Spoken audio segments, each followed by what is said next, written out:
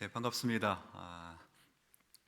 한 주간 동안 잘 지내셨죠? 네, 예배하시는 모든 성도님들도 잘 지내셨으리라 믿고 허락하신 이 예배가, 이 주일이 복되고 아름다운 시간이 될 수 있도록 영과 진리로 하나님 앞에 서는 우리 모두가 되기를 주의 이름으로 축원합니다.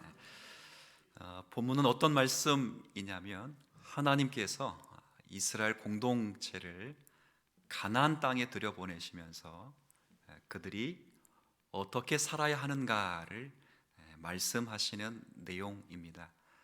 제가 읽어드렸듯이 12절에는 하나님을 잊지 말라라고 말씀하시고, 13절에는 하나님만을 경외하라고 말씀하시고, 그리고 14절과 15절에는 하나님은 질투하시는 하나님이신 즉 가나안 땅에 들어가면 절대 다른 신들을 섬겨서는 안 된다, 그렇게 말씀하십니다.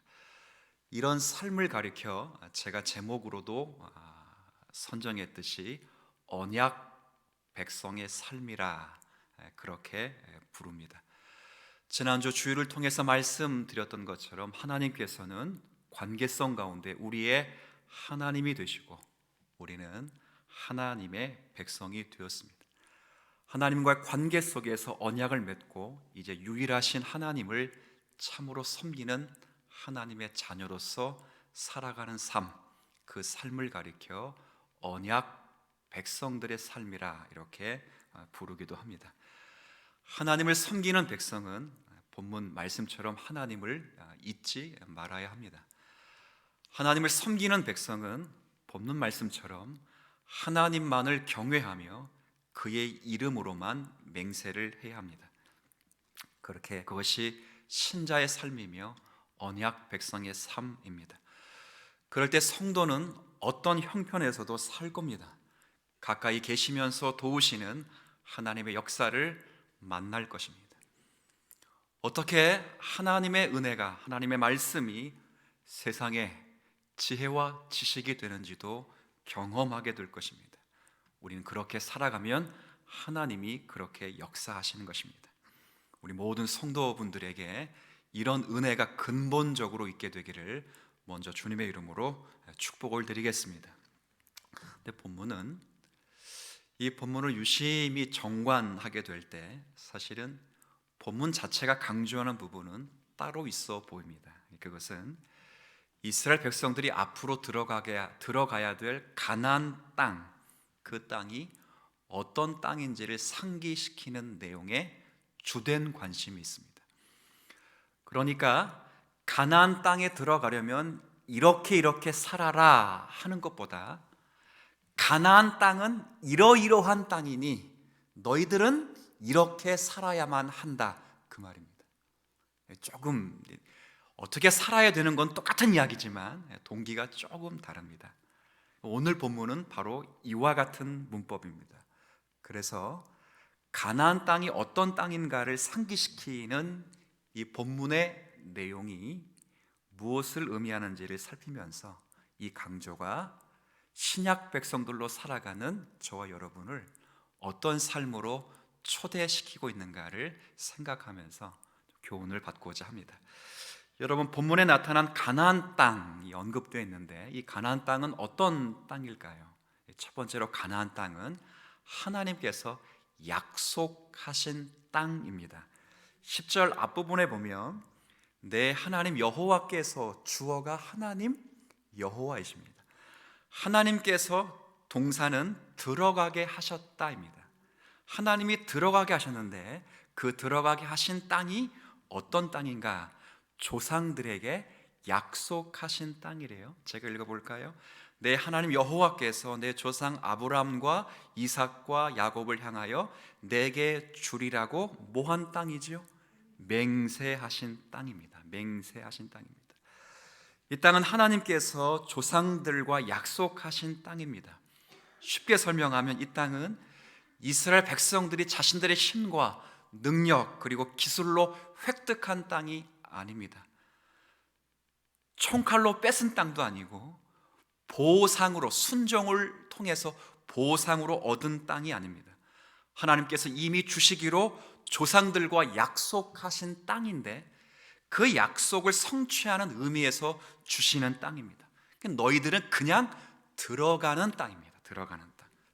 왜냐하면 하나님께서 약속하신 땅이기 때문입니다. 그래서 이스라엘 백성들은 항상 왜 하나님께서 이 가나안 땅을 우리 조상들에게 약속하셨을까? 그 생각을 늘 해야 됩니다. 가나안 땅이 얼마나 좋은 땅인가? 거기에 관심이 있어서는 안 됩니다. 가나안 땅이 뭐 어떻게 생겼는가? 거기에 관심이 있어서는 안 됩니다. 가나안 땅은 어떤 땅이라고요? 약속하신 땅입니다. 그래서 늘 생각해야 됩니다. 가나안 땅에 있으면 늘 생각하는 건 왜 하나님이 이 땅을 우리에게, 조상들에게 약속하셨을까 하는 겁니다. 왜? 약속하신 하나님은 어떤 분이신가? 그 약속을 통해서 하나님은 어떤 나라를 원하시는가? 늘 그 생각을 하도록 만드는 땅이 가나안 땅입니다. 그런 의미에서 두 번째는 가나안 땅은 얻게 하신, 그러니까 선물로 주신 땅입니다. 우리가 조금 전에 읽었던 10절 이후에 좀 이따 제가 읽어볼 텐데 전부 보면 이스라엘 백성들 입장에서 보면 그 땅은 자신들이 얻은 땅입니다. 얻은 땅. 제가 읽지는 않겠지만 10절에 보면 너희들이 건축하지 아니한 크고 아름다운 성읍, 그렇게 말씀하셨고 11절에 보면 너희들이 채우지 아니한 아름다운 것들로 가득한 집들, 그리고 11절 중간에도 너희들이 파지 아니한 우물, 너희들이 심지 아니한 포도원과 감람나무가 가득한 땅이라고 말씀했습니다. 자신들이 건축하지 아니했는데 성읍을 얻게 되는 땅이고요, 자신들이 채우지 아니했는데 집에 물건이 가득한 집을 얻게 되는 땅이고요, 자신이 파지 아니했는데 물이 나오는 우물을 갖게 되고, 자신들이 심지 아니했는데 포도원과 감람나무가 가득해서 열매를 얻게 되는 그런 땅입니다. 쉽게 설명하면 이스라엘 백성들이 해놓은 것은 아무것도 없는 땅입니다. 다만 얻은 땅입니다. 얻은 땅. 선물로 하나님이 주신 땅입니다. 약속의 땅이면서 동시에 하나님의 선물로 주신 땅입니다. 그래서 10절과 11절에 보면 얻게 한다는 말이 4번 반복됩니다. 차지하게 한다는 말도 동일한 히브리어 얻게 한다는 표현이기에 얻게 한다는 말이 4번 등장해서 가나안 땅과 그 안에 있는 모든 것들이 하나님께서 선물로 주신 것들임을 강조하는 것입니다. 왜 하나님께서 가나안 땅에 들어가면 이렇게 살아라 하는 말씀보다 왜 가나안 땅은 이러이러한 땅이다라는 걸 더 많이 강조하는 것일까요? 그걸 강조하는 이유는 하나님께서 베푸신 은혜에는 책임이 따르기 때문입니다. 하나님의 은혜는 그 은혜를 헛되이 아니해야 할 책임이 반드시 따릅니다. 우리도 동일합니다. 우리가 예전에 신명기를 읽고 예전에 출애굽기 주일 본문을 만나면서 이미 우리는 가나안에 들어왔다라는 이야기를 했습니다. 저 요단강 건너가 가나안 그래서 가나안 땅이 아니고요, 이 가나안은 그리스도 품 안이라라고 말씀을 드렸습니다. 우리 다 그리스도 안에 들어와 있습니다. 하나님의 자녀가 되었고 하나님의 백성이 되었습니다. 하나님의 자녀가 된 것, 하나님 나라의 시민권을 갖게 된 이 모든 것들은 전부 하나님의 은혜입니다. 약속으로 주신 것이고 선물로 주신 것입니다. 하나님께서 선물로 주심으로 이루어진 일입니다. 우리가 어떤 노력이나 어떤 능력으로 취득한 것이 아닙니다. 전부 하나님께서 우리에게 선물로 주신 것입니다. 에베소서 2장 8절 9절 말씀 여러분도 잘 아실 거죠. 너희는 그 은혜에 인하여 믿음으로 말미암아 구원을 받았으니 이것은 너희에게서 난 것이 아니라 하나님의 선물이야. 은혜의 선물이라 하는 것입니다. 행위에서 난 것이 아니니 이는 누구든지 자랑하지 못하게 하려 함이라. 아멘. 다 은혜. 정말 은혜 아닌 것이 없습니다. 아주 오래전에 어떤 새신자 분에게 성경 공부를 가르쳤습니다. 제가 새신자 교육을 담당했던 담당 목사였기 때문에 새신자에게 성경을 가르치는데, 제가 쓴 지금도 새신자 양육 교재를 해서 가르쳤는데, 성경을 왜 믿어야 되는가라는 부분을 가르쳤습니다. 이제 그분이 이렇게 질문합니다. 목사님, 성경을 왜 믿어야 합니까? 그러니까 제가 뭐라고 말했겠습니까? 아주 멋있는 답을 했습니다. 성경은 하나님의 말씀이기 때문에 믿어야 합니다. 얼마나 멋있어요. 근데 그분이 그렇게 물어봅니다. 목사님, 성경이 하나님의 말씀인 걸 어떻게 합니까? 아주 똑똑한 질문을 하신 겁니다. 똑똑. 그래서 제가 너무 기뻤습니다. 너 딱 걸렸다. 내 전공인데 하면서 성경이 왜 하나님의 말씀인지를 설명했습니다. 성경의 명료성, 성경의 충분성과 자족성, 성경의 자체 가신성. 목사님이 뭔 소리 하나 싶었는데 다 제가 풀었으면 다 여러분 들어보신 말입니다. 쫙 설명하면서, 근데 쭉 설명하다가 문득 무슨 생각을 하게 됐냐면, 가만히 있어보자. 내가 성경, 저 자신이에요. 내가 성경을 하나님의 말씀으로 믿게 될 때 성경의 명료성, 성경의 충분성과 자족성, 성경의 가신성을 다 알고 성경이 하나님의 말씀으로 내가 믿었을까? 아니에요. 쉽게 말하면 어찌하다 보니까 하나님 말씀으로 믿게 된 거죠. 여러분 그거 아니에요? 여러분 성경이 하나님 말씀으로 믿으십니까? 다 믿어요. 그거 안 믿으면 근데 어떻게 믿게 돼서 어떻게? 아무리 물어봐도 언제, 몇 월, 며칠 다 몰라요. 성경을 충분히 이해해서 믿은 것이 아니라 어떻게 해보니까 믿게 됐어요. 그래, 성경의 저자이신 성령 하나님께서 성경이 하나님 말씀이라는 것을 저 신자에게 믿게 하시는 은혜가 있어야 한다, 그거죠. 은혜가 있어요. 은혜가. 그래서 너무 감사한 거예요. 물론 잘 설명을 해드렸어요. 그러면서 기도했어요. 성령 하나님, 성경이 하나님의 말씀인 것을 저 심령이 믿도록 은혜를 베풀어 주옵소서. 기도했죠. 근데 제가 그때 생각했던 게 있어요. 그래, 이해보다 경험보다 하나님이 내게 믿음을 먼저 주시니 얼마나 감사한가.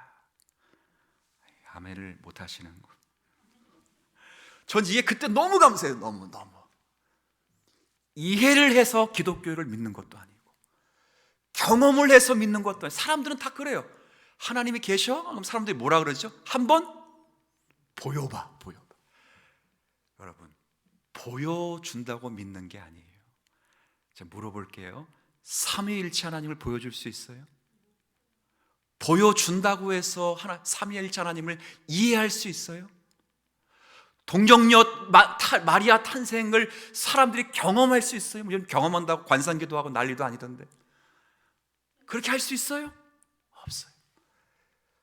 우리가 이해되는 문제가 아니고 경험할 수 있는 문제가 아니고, 이해보다 경험보다 훨씬 앞서는 건 나는 믿습니다. 믿음이에요. 믿음. 오늘 사도신경 함께 고백했어요. 사도신경 보면 크게 4개의 문단에 12개의 신앙 고백으로 되어 있어요. 4개의 문단이 전부 뭐라고 시작합니다. I credo, I believe in, 나는 믿습니다. 성부 하나님을. 나는 믿습니다. 성자 하나님을. 나는 믿습니다. 성령 하나님을. 나는 믿습니다. 교회와 종말론을 믿습니다. 전부 나는 뭐라고 되어 있어요? 믿습니다. 나는 이해합니다. 전능하신 천지의 창조. No. 나는 경험합니다. 독생자 예수 그리스도. No. 나는 이해합니다. 나는 경험합니다. 훨씬 앞선 나는 믿습니다. 근데 믿음은 하나님의 선물인 줄 믿으시길 바랍니다. 은혜예요. 얼마나 감사한지 몰라요. 설교도 마찬가지 같아요. 설교를 통해서 성도들이 은혜를 받는 것. 그건 목사의 실력도 아니고 받는 자의 능력도 아닌 믿는 자 속에 역사하시는 성령 하나님의 은혜의 역사인 줄로 믿습니다. 제가 설교를 준비하는 만큼 여러분도 설교를 들을 만한 준비를 해야 되겠죠. 여러분이 최소한 제가 노는 것보다 공부하고 설교 준비하는 걸 더 소중히 여긴다는 건 10년 가까이 계셨기 때문에 여러분이 더 잘할 것입니다. 잘할 것입니다. 여러분이 그렇게 하는 겁니다. 그렇게 하나님의 은혜를 경험하고 하나님의 은혜를 고백하는 차원에서 그런 신앙의 자리에 여러분이 설 수 있는 은혜를 하나님이 우리에게 주셨다고요. 자, 그걸 보면서 야, 은혜 아닌 게 없구나. 오늘 장로님 기도하셨잖아요. 바울의 그 간구처럼 나 되면 전부 하나님의 뭐라고요? 은혜라, 은혜. 자, 그런데 성경이 똑같은 거예요. 가나안 땅은 이런 땅이다. 하나님의 은혜다. 하나님의 약속이다. 선물이다. 이것을 강조하고 있는 가장 큰 이유는 뭐냐? 그거죠. 물론 하나님의 어떠하심을 찬양하는 거예요. 그의 영광과 찬송을 하나님 그의 영광을 찬미하게 하려 합니다. 찬송이겠지요. 우리의 고백이겠지요. 그러나 그보다 더 오늘 본문에서 강조하고 있는 것은 그 은혜를 헛되이 하지 아니하여야 될 신자의 책임이 있다는 거예요. 하나님의 백성답게 하나님의 자녀답게 살아내야 할 책임을 위해서입니다. 예수님을 진정으로 주님으로 고백하는 사람답게 살아갈 수 있도록 하기 위해서입니다. 예수 그리스도 안에서 새 사람 된 사람의 삶을 살아내도록 하기 위함입니다. 그래서 가나안 땅을 주셨다. 가나안 땅은 약속하신 땅이다. 네가 파지 아니한 우물을 얻게 될 것이고 네가 채우지 아니한 아름다운 가득한 집을 얻게 될 것이며 네가 심지 아니한 포도원과 네가 건축하지 아니한 성읍과 모든 것을 얻게 될 것이다. 왜? 하나님께 주신 것이다. 약속하신 것이다. 구원도 마찬가지다. 그리스도 안에 들어온 것도 마찬가지. 전부 하나님의 은혜다. 이걸 왜 강조한다고요? 은혜에는 그의 은혜에 필요한 책임이 있다는 거예요. 책임. 이거에 대해 우리가 생각해야 됩니다. 그런 삶이 어떤 삶일까요? 우리 그런 의미에서 에베소서의 말씀은 정말 큰 도움이 됩니다. 우리 에베소서 4장에 있는 말씀. 자, 여러분들은 저 앞에 있는 본문으로 보셔요. 제가 읽겠습니다. 너희는 유혹의 욕심을 따라 썩어져가는 구습을 따르는 옛사람을 벗어버리고 오직 너희의 심령이 새롭게 되어 하나님을 따라 의와 진리의 거룩함으로 지으심을 받은 새 사람을 입으라. 아멘. 새 사람이 된 사람으로서의 삶을 말씀하시는 것입니다. 에베소서 1장부터 3장까지를 보면 하나님께서 우리에게 큰 선물을 주셨음을 말씀하십니다. 우리가 죄의 사함을 받고 하나님께 구원을 받았습니다. 우리가 하나님의 가족이 되고 하나님 나라의 시민이 되었습니다.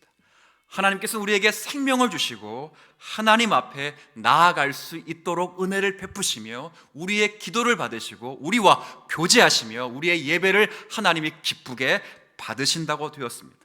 이 모든 것이 1장부터 3장까지가 전부 하나님께서 우리에게 주신 선물입니다. 이렇게 해서 그분의 은혜의 영광을 찬송하게 하셨습니다. 전에는 그렇게 하지 못했는데, 전에는 그렇게 할 수 있는 마음도 없었고, 전에는 그렇게 하고 싶어도 할 수 없었는데, 이제는 에베소 3장에 이제는 그리스도 예수 안에서 그런 삶을 살아갈 수 있고 고백할 수 있는 은혜를 누리게 되었다, 그렇게 말합니다. 자, 그런데 그런즉 이제 어떻게 살아야 된다고요? 너희는 유혹의 욕심을 따라 썩어져가는 구습을 따르는 옛사람을 벗어버리고 오직 너희의 심령이 새롭게 되어 하나님을 따라 의와 진리의 거룩함으로 지으심을 받은 새 사람을 입으라 라고 말씀하십니다. 여기 보면 하나님을 따라라는 표현, 아까 읽을 때 파란 글씨에 하나님을 따라라는 표현인데 정확하게 번역을 하면 하나님을 닮아. 자, 하나님을 따라라는 말이 무슨 언어라고요? 하나님을 닮아. 새 사람, 은혜를 받은 사람, 약속받아 구원을 선물로 받은 사람의 가장 근본적인 특징은 하나님을 뭐 하는 거예요? 닮는 거예요. 하나님을 닮는 것은 그분의 성품이자 그분의 속성인 하나님의 의와 하나님의 거룩함을 흉내내는 거예요. 하나님의 의를 따라하는 것, 하나님의 진리의 거룩함을 따라 살아가는 것, 이것이 새 사람을 입는 거예요. 성경이 요구하는 거예요. 너희가 그리스도 안에 있으면 하나님의 것으로 충만히 채워가라 라고 바울 사도가 말씀하는 거예요. 세상의 것으로 채우지 말아라. 이 세상의 것이 너희에게 만족하게 할 수 있는 것이 아무것도 없다. 그리스도 안에 있으면서도 주님께서 주시는 의와 거룩으로 너희들을 채워가지 못하면 안 된다, 그렇게 말씀하는 거예요. 그것이야말로 가장 가치 있으며 우리를 훌륭하게 만드는 것이다 라고 바울이 말씀하는 것입니다. 아이들이 기어다닐 때 여러 걱정되는 것들이 여러 가지가 있는데 그 중에 하나가 아무거나 주워 먹는 거예요. 아무거나. 기어다니면서 높은 데 올라가는 것도 위험하고 하지만 이 뭣도 분별도 못하고 막 먹어요. 이게 진짜인지 아닌지 모르겠는데 어릴 때 어머님이 저에게 닭똥까지 주워 먹었다 그러는데 놀리려고 하는 건지는 잘 모르겠습니다만, 근데 애들은 지나다니면서 모든 걸 다 손으로 먹는다. 따라다니면서 부모는 열심히 먹을 수 있는 것만 먹도록 합니다. 하나님이 지금 우리에게 그러시는 겁니다. 내가 주는 것을 먹어라, 그 말입니다. 이것이 정말 참으로 충만한 것이다, 옳은 것이다, 그렇게 말씀합니다. 세상의 것을 가지지 말라는 것은 분명히 아닙니다. 그러나 그것들은 가치를 만들어내지 못한다는 겁니다. 하나님이 가치 있다고 말씀하시는 것을 주실 것인데 그것을 은혜로, 약속으로, 선물로 주시니 너는 받아. 그것을 주시는 분을 흉내내며 따라가라. 그것이 은혜를 받은 자에 대한 마땅한 책임적 삶이라, 이렇게 말씀하는 겁니다. 그래서 세상과 세상이 말하는 윤리와 기독교서에서 말하는 윤리는 여기서 결정적인 차이가 납니다. 세상이 말하는 윤리와 도덕과 기독교가 말하는 윤리와 도덕이 형식적으로는 비슷하게 보입니다. 근데 기독교에서 말하는 윤리와 도덕은 오직 하나님으로부터 나오고 하나님을 담는 것입니다. 그러니까 제가 윤리라, 도덕이다, 의로움이라 말하면 니꼬로 하나님을 뭐 하는 거요? 담는 겁니다. 내 세상의 윤리를 말하거나 세상의 도덕을 말할 때는 하나님을 담는 것이 아닙니다. 사람답게 사는 것이 근본입니다. 여러 철학들이 있습니다. 그러나 기독교의 모든 윤리와 모든 도덕과 모든 옳음은 다 하나님을 담는 것입니다. 그 담는 근본적인 내용이 뭐냐? 하나님이 주신 것으로만, 따라합시다, 채우라. 아무거나 쪄먹지 말라, 그 말입니다. 보기 좋다고, 먹기 좋다고 닭똥까지 먹지 말아라. 아버지가 따라다니면서 먹을 것을 주듯이 하나님이 챙겨주시는 것은 다 보약인 줄 알고 받아 먹어라, 그 말. 너희들은 입만 벌리면 된다. 이건 약속하신 것이고 선물로 주시. 입을 안 벌리는 게 문제지. 벌리고만 있어라. 하나님이 주신다. 그럼 너희들은 채워가면 당연히 자라가게 되어 있다. 이 원리를 이해하시겠습니까? 이 원리를. 뭘 하라, 그러면 복을 준다, 이 보상이 아니고 순종의 대가가 아니고 너희들이 자격지심으로 몰아가야 될 어떤 공리의 방식이 아닌 하나님이 이미 모든 원리를 베푸신 후에 주시는 삶의 책임적 질서이니 누려라, 그런 겁니다. 그래서 하나님으로부터 나오는 것이라면 그것이 크고 작던지 간에 하나님은 기뻐하십니다. 제가 좀 이렇게 한번 설명해 보려고 합니다. 열왕기상 14장을 보면 11절부터 13절에 이런 말씀이 있습니다.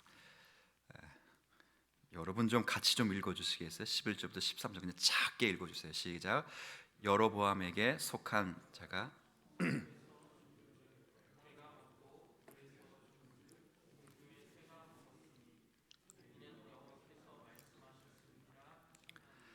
너는 일어나 내 집으로 가라. 내 발이 성읍에 들어갈 때에 그 아이가 죽을지라. 온 이스라엘이 그를 위하여 슬퍼하며 장사하려니와 여로보암에 속한 자는 오직 이 아이만 묘실에 들어가리니 이는 여로보암의 집 가운데에서 그가 이스라엘 하나님 여호와를 향하여 선한 뜻을 품었음이니라. 아멘. 여러분이 잘 아시는 이름 하나가 나오죠. 왕 이름이 여로보암입니다. 이 여로보암은 남유다가 그리고 북이스라엘이 나누게 될 때 북이스라엘의 초대왕입니다. 초대왕. 자신의 정권을 위해서 금송아지로 우상을 만든 왕이고요. 그리고 남유다의 성전이 있기 때문에 자기 백성들이 절기 때만 되면 남유다로 내려갈 것을 걱정해서 성전 대신 산당을 만든 폐역한 왕입니다. 그리고 제사장이 아닌 사람들로 제사를 드리도록 만든, 종교를 변질시킨 가장 폐역한 왕 중에 하나입니다. 그래서 하나님께서는 내가 여로보암의 집을 다 쓸어버리겠다라고 하나님이 말씀하셨습니다. 그런 예언을 본문에도 언급해 두었습니다. 그런데 오늘 읽어본 이 본문에 보면 그 가운데 딱 한 사람만 구원을 받는다 이렇게 되어 있어요. 딱 한 사람만 구원을 받을 것이다 라고 되어 있습니다. 근데 그 아이가 오늘 본문에 읽었던 것처럼 여로보암의 아들 아비야입니다. 아비야. 마지막 13절에 이 본문에 보면 이 아이는 어린 아이인 것 같습니다. 이 아이가 병이 걸렸습니다. 병이 걸렸는데 이제 마음이, 부모가 자녀들이 병 걸리면 마음이 너무 아프잖아요. 그래서 이 아비야라는 아이가 이제 병에 걸리니까 여로보암이라는 아버지가 이 아이의 병이 나을 것인가 안 나을 것인가를 정말 궁금해가지고 실로에 있는 선지자 아히야, 요 구절은 없어요. 안 보여주셔도 돼요. 실로에 있는 아히야 선지자에게 이 아내를 보낸 것입니다. 근데 이제 아내를 보내는데 그냥 보내는 게 아니라 변장을 시켜서 보냅니다. 왜 변장을 시켜 보냈냐면 모든 선지자를 다 핍박했거든요. 그렇다고 다 핍박했는데 이제 와서 좀 아쉬운 소리 한다고 해서 그냥 찾아가는 게 좀 송구스럽고 민망하니까 변장을 시켜서 누군지 모르게끔 해석한 겁니다. 선지자가 알아봤을까요? 못 알아봤을까요? 대번 알아봤죠. 왕비님, 그럼 들어오세요. 뭘 숨기고 오십니까? 아이야 선지자가 대번 알아봅니다. 그리고 하나님께서 당신에게, 당신 가족에게 하실 말씀이 있습니다 하면서 선포하십니다. 뭐라고 되어 있냐면 여로보암의 집은 다 쓸어버릴 것이다. 그러나 그 중에서 한 아이만 긍휼을 받을 터인데 그 아이, 여로보암의 아들, 지금 병석에 누워있는 그 아이는 온전히 묘실에 장사되고 나로 인하여 그 아이는 구원을 얻게 될 것이다 라고 말씀하십니다. 저는 이 본문을 보면서 참으로 마음이 좀 이렇게 짠하고 마음이 좀 아픕니다. 왜냐하면 여러분 보면 여로보암의 집에서 오직 한 사람만 구원을 받는데 이 사람이 아이랍니다. 아이. 근데 애가 뭘 할 수 있겠습니까? 아직 왕이 된 것도 아니고요. 어린 나이에 불과했습니다. 그리고 성경에 보면 열왕기상 14장 앞부분에 보면 이 아이는 병에 걸린 아이입니다. 뭘 할 수 있겠습니까? 아마도 본문은 그가 한 어떤 일도 기록해 놓지 않은 것으로 보아서 그냥 병을 앓다가 죽은 것이 전부였던 아이인 것이 틀림없습니다. 그러나 하나님이 그 아이에게 말씀하십니다. 내가 그에게 선한 것을 보았고 내가 그만 구원시키겠다. 너무 충격적인 말씀이에요. 하나님이 오직 그에게만 가치 있는 것을 찾으셨대요. 아무것도 하지 못하고 병석에 있는 자입니다. 그게 다였던 사람이었습니다. 그러나 하나님은 그에게서 하나님을 찾고 있는 것, 하나님이 선하다는 것, 신약 성경의 에베소 4장의 말씀을 읽었던 것처럼 하나님의 의와 하나님의 거룩함을 구했고 찾았다는 것, 그 한 가지만으로 많은 나라 백성들 가운데, 많은 왕족 가운데 오직 이 아이만 나에게 가치 있다고 선언하시고 그 아이만 구원하시겠다고 약속하시는 거예요. 제가 여러분 이 말씀을 여러분에게 왜 전해드리겠습니까? 우리 많은 사람들이 하나님 앞에 생각할 때 큰 일을 해야만 언약 백성의 삶, 신자의 책임을 넉넉히 이루는 것이다, 그렇게 말하는 분이 참 많습니다. 자, 가끔 신방을 가면 누워만 계시는 분들이 있어요. 그분에게 기도하고 말씀을 전할 때 사실은 이 마음 깊이 마음이 참 답답해요. 왜 답답하냐면 무슨 말씀을 전해야 될지, 어떻게 이분을 위로해야 될지, 어떻게 이분을 말씀으로 세워드려야 될지 참 마음이 짠하고 아플 때가 참 많습니다. 자, 그런데 제가 이 말씀을 보면서 깨달은 것이 있어요. 여러분, 성도가 병에 걸려서 누워만 있어도요, 그 병든 마음의 그 성도가 그 마음 안에 하나님을 향한 사랑과 하나님을 향한 추구와 하나님의 의와 하나님의 거룩을 품고 있으면 그 사람은 하나님이 받으신 사람이라는 것이 성경의 선언입니다. 아무것도 안 한 것처럼 보여도 그 아이가 나를 향하여 선한 것을 품었으므로 나는 그 아이만 구원시킬 것이며 나머지는 전부 심판으로 죽게 될 것이다. 오직 이 아이만 가치 있는 일을 했을 뿐이라 라고 인정해 주시는 것입니다. 성도 여러분, 성도는 무엇을 하느냐, 내가 뭘 했느냐로 결정되는 것이 아닙니다. 새 사람이라는 본질은 그 본질을 우리가 가지고 있으면 여러분이 공부를 하든 여러분이 청소를 하든 여러분이 무엇을 하든 마치 세상에 매여 있는 것처럼 보일지라도 하나님이 그를 향하여 그는 가치 있는 사람이다, 내가 그를 받을 만한 자다라고 하나님은 인정해 주신 것입니다. 누구로 살아가느냐가 굉장히 중요합니다. 여러분이 하나님을 닮은 의와 거룩의 사사람을 입으신다면, 그리고 주의 생명을 간구하시면서 살아가신다면 여러분이 어디에 있든 간에 여러분이 가치 있는 자이고 받으실 하나님의 사람이라는 사실을 결코 잊지 않으셔야 됩니다. 세상에 현혹되지 마십시오. 세상이 부러워하는 것으로 나를 채우려고 하지 마십시오. 그것이 신명기의 말씀처럼 하나님을 잃지 않는 것이고 하나님만을 경외하는 자의 모습이 되기도 합니다. 원래 우리는 사실은 물 밖에 사는 물고기와도 같습니다. 애굽에서 사는 것, 죄인으로 사는 것은 사실은 물속이 아닌 물 밖에서 사는 것과 똑같습니다. 물 밖에 사는 물고기가 어찌 생명 있는 물고기라고 말할 수 있겠습니까? 그건 죽어있는 썩은 생선과도 마찬가지입니다. 썩어있는 생선으로서는 물속에 있는 생명력 있는 아름답게 위험 넘치게 헤엄치는 이 물고기의 생명력을 도저히 상상할 수도 없는 그런 현실입니다. 그러나 이런 물 밖에 있는 물고기를 하나님이 긍휼히 여기시고 약속하시고 선물로 은혜를 주셔서 이 물고기를 물속 안에 집어넣으셨습니다. 모래와 같은 자리에서, 잿더미 같은 자리에서 물속 안으로 집어넣으신 것입니다.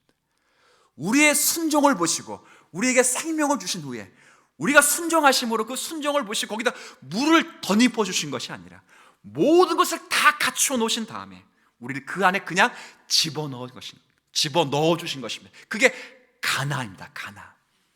그러기에 물고기는 이제 물 속에 사는 것이 당연한 것입니다.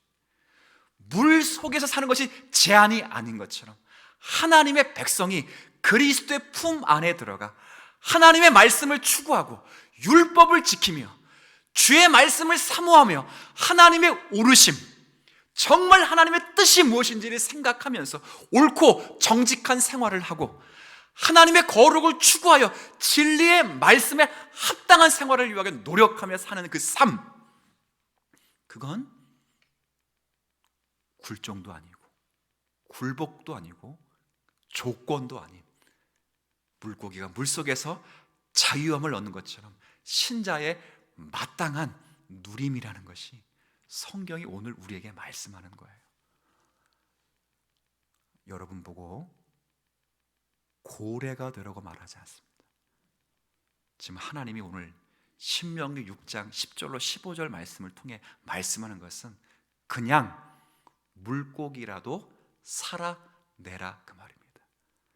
물 밖으로 나오려고 튀어나오려고 품지 말아라.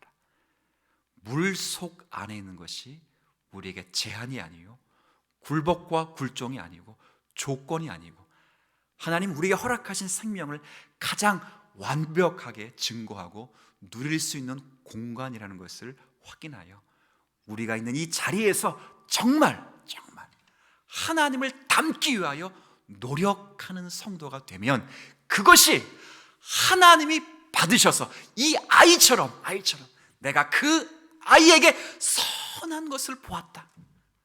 그 아이가 뭘 했길래 제가 볼 때는 나중에 천국 가서 꼭 물어보고 싶어요. 아비야님 그때 뭘 구했습니까? 다른 거 안 구했어요. 저는 하나님 살려주세요. 하나님 우리 아빠 죄를 용서해 주세요. 그거 구했어요. 그거. 근데 그것을 하나님이 기쁘게 보시고 하나님이 그 아이에게 구원을 베풀어 주시겠다. 전부 다 멸망시키는데 그 아이가 뭘 했겠어요? 우리는 큰 업적을 이루어야만, 큰 일을 해야만 하나님의 백성된 자리에 서 있다라고 생각하시는데 전혀 그렇지 않습니다. 한 주간 살아가시면서 주님과 함께 동행하는 이 삶을 살아갈 텐데 여러분이 정말 새 사람이 되었으니 하나님을 닮기를 원합니다. 전부 은혜로 주신 것이요 선물로 주신 것이니 은혜로 주시고 선물로 주신 하나님으로 채워가며 하나님 말씀에 합당한 삶이 되기 위하여 그분의 말씀을 읽고 묵상하고 나를 복종시켜서 그분의 뜻대로 살기를 원합니다. 기도할 때 하나님이 여러분을 받으실 것이고 여러분을 통해서 하나님의 놀라운 역사를 만들어내실 것 의심하지 않으며 오늘의 말씀을 받는 우리 모두가 되기를 주의 이름으로 축복을 드리겠습니다.